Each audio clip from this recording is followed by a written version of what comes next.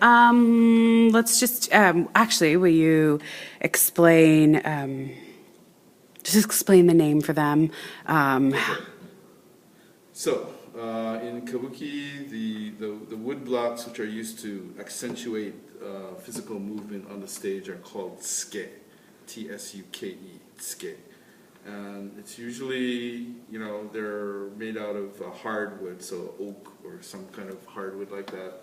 Depending on the situation, they're usually played on top of, there's usually another board underneath it, depending. Okay, so depending on your location. So for example, if you're working on a space that doesn't really have a wooden stage floor, then it would probably be wise that you have at your access another, something like a size of a nice big cutting board underneath it to be under there. And so basically it's hitting the flat of those rectangular pieces of wood which make up the tsuke on the surface of the board or the stage floor if you've got a wood floor. Again, depending on if you're doing something like a mie or a pose, then obviously the standard thing is to accentuate the head, which would be, so I'm usually leading with the right hand, that's the heavy beat, and then it's coming down almost simultaneously with the right left.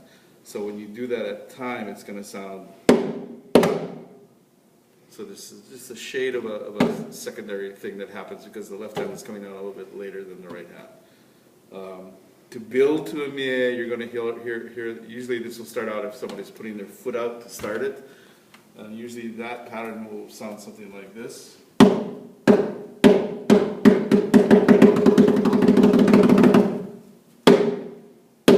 Again, finishing with that thing with the final movement of the head going into it. So that's usually the thing for the mie, okay? If someone is running on stage or running off stage, you're going to hear this kind of a pattern to symbolize somebody in a hurry that's making sound with their feet. So, and depending, again, if they're running onto the stage, it'll get louder as they come onto the stage. And it'll stop when they stop. Or if they're exiting from the stage, it'll start off fairly loud and then taper off as they exit from the stage. Anytime somebody is hitting something or someone, even if it's swords coming together or somebody using their fist to hit somebody or kicking someone or anything like that, then it's simply just a sharp. And again, I'm sort of letting the right lead. So it's going slow down. This is what's happening if I slow it down. But when you do it at speed, it's almost simultaneous, but there's a slight delay on the left hand a little bit.